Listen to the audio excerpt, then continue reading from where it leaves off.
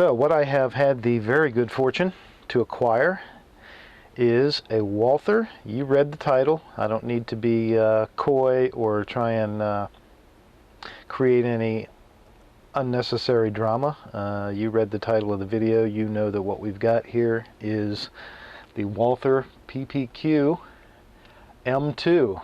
That's right, brand new for 2013 and about as rare as hen's teeth right now. Very difficult to obtain, and I am extremely thrilled to have obtained one. So let's take a look, shall we? Okay, opening the box, we see a very beautiful Walther PPQ pistol. And we have, along with our pistol, a second magazine. There's one in the gun. And we have a magazine loader.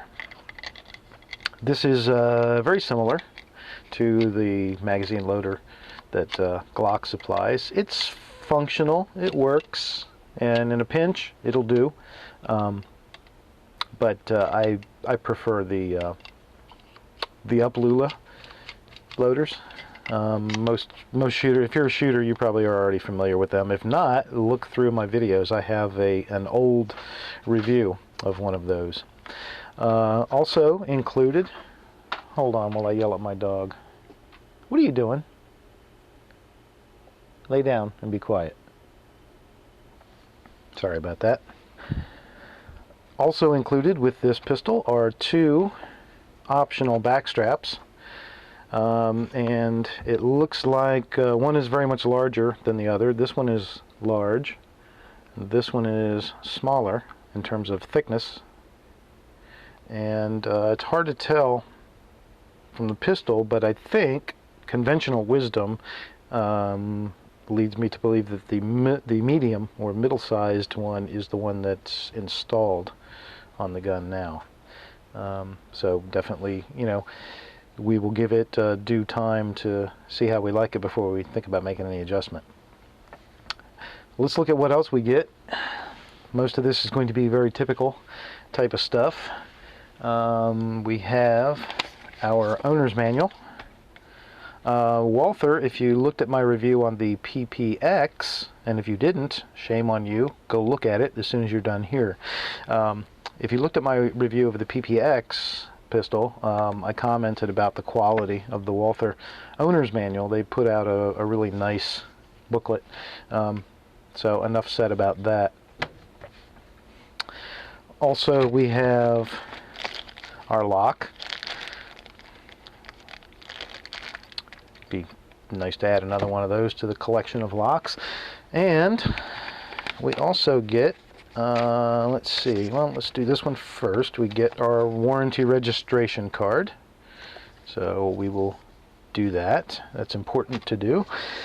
And we are also provided with, let me zoom in a little bit for legibility here. We are provided with, written in German, I can sort of make out the generalities of it. This is the target at which this pistol was test fired at the factory. So nice that they, number one, they test fire more than one round, and they provide you with the target, which is cool. A lot of manufacturers will provide you with the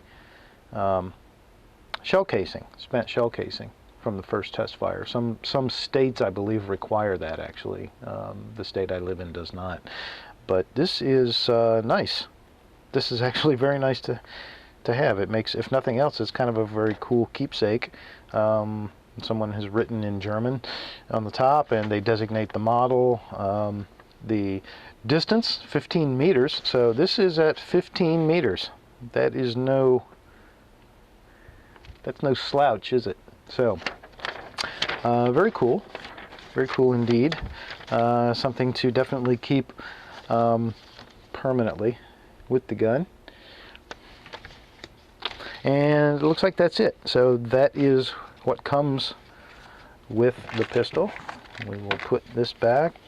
I'm extremely happy to have acquired this, and I can't wait to shoot it, and I can't wait to share the results of that session. So overall specifications, again, this is the Walther PPQ in 9mm. It's available in 9mm and in 40.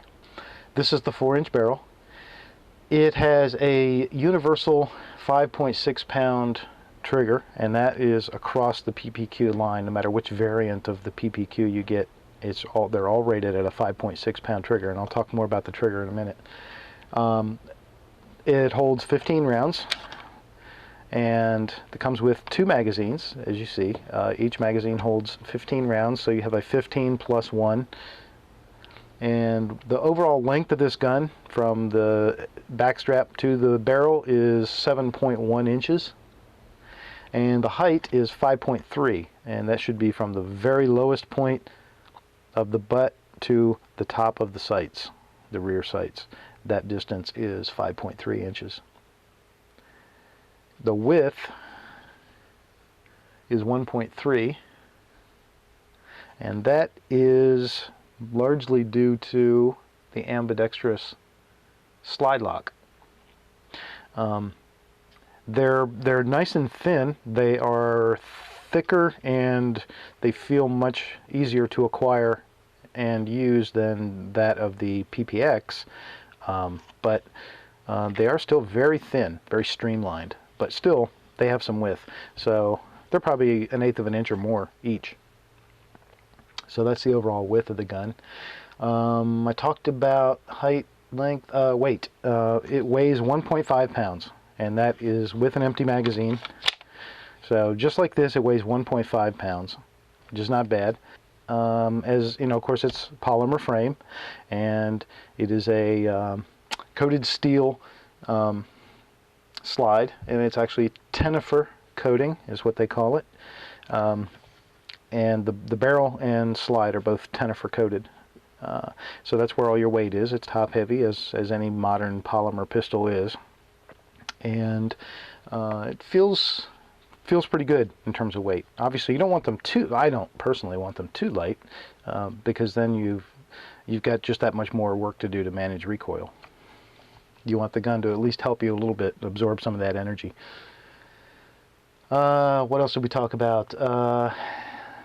Some of the features that are important to talk about are, okay, we talked about the magazine a little bit, but what I did not yet mention is the magazine release.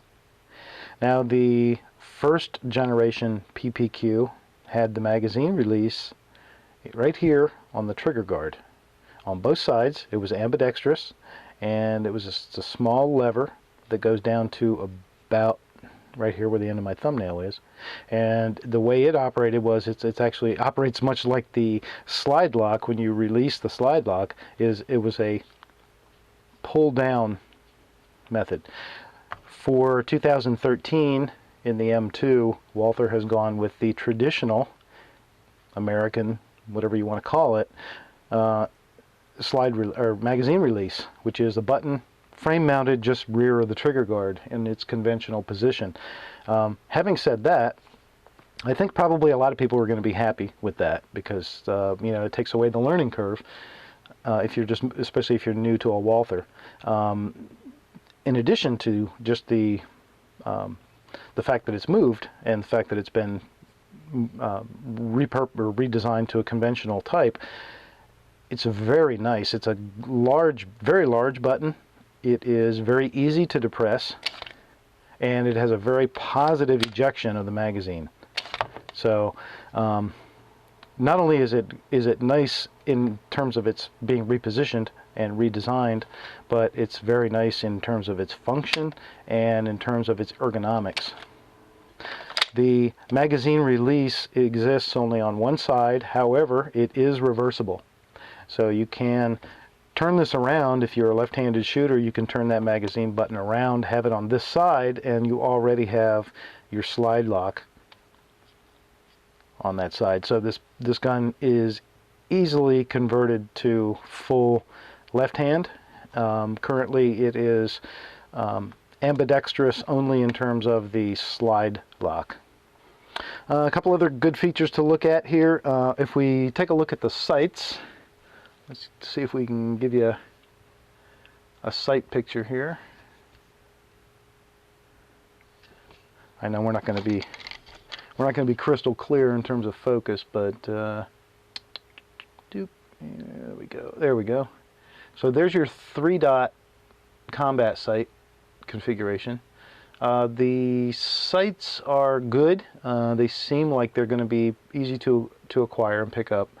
The front sight dot or blade seems a little bit thin when viewed through the rear, and I don't know how well that element of it would show right now because we've got a dark foam background, but there's a lot of airspace or white space, if you will, between the front post and either side of the rear notch when you look through. So it doesn't mean that much to me, really. You know, the dot still goes in the middle, right?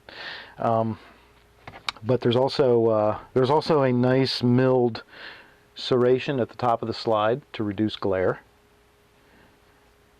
So that should help with sight acquisition. We have cocking serrations not only in the rear of the slide but also in the front of the slide. The front slide cocking serration on this side bears the Walther logo within. This side does not.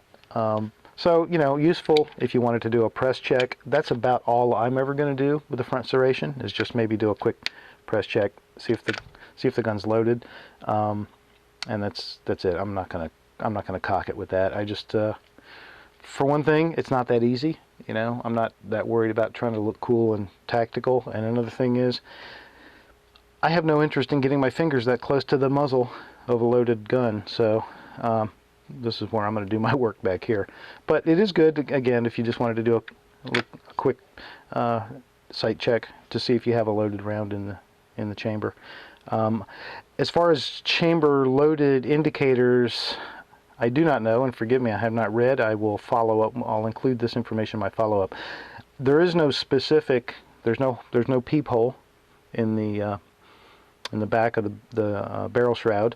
There is no other specific mechanism. However, a lot of times what they'll do is they'll have the extractor will protrude a little bit, or sometimes they'll be right back in here. Sometimes they'll be like a red color or something. So I'll do more research on that, and I will include that information in my follow-up. We have an accessory rail on the front, which is becoming pretty ubiquitous and standard for all modern polymer pistols. The last thing I want to talk about, just for a moment, because this is just an unboxing and we'll have more conversations about function in the future, but what I want to talk about for just a moment is the trigger. The trigger, the PPQ, the Walther PPQ, is fast becoming famous for having what many, if not most, consider to be the best trigger in a production polymer framed striker fired handgun. The trigger is,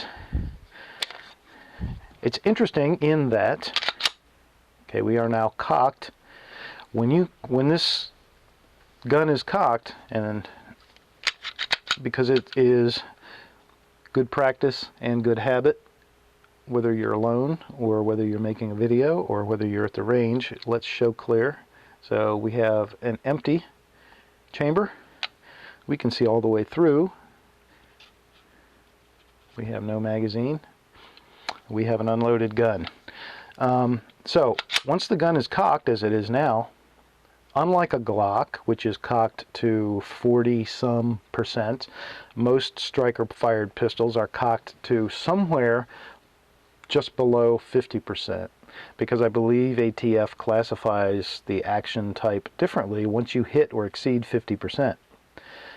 Some are cocked even to, you know, the 70 or 80 percentile. This gun, the Walther PPQ, is cocked 100%. So when you rack that slide, you cock this gun, it is cocked 100%. Because of that, And the reason that's important, it's important to know because you should understand how the action works in your pistol. But the other reason it's important to know is that has everything to do with the trigger. Because now, when we pull this trigger, the only thing we're doing is releasing that striker. And so this very realistically becomes a single action only pistol, right? That's pretty much what it is. It is a single action only polymer striker fired pistol, as opposed to Glock, which is categorized as a double action only. This is single action only. Because it's single action, it's not doing anything. It is not having to cock a remaining percentage of the striker. All we're doing when we pull the trigger, and again, we check this, it's unloaded. I'm pointed in a safe direction. 5.6 pounds is the published trigger pull. I got to tell you, it does not feel that heavy. It doesn't feel like 5.6. It feels much lighter, but it is so smooth.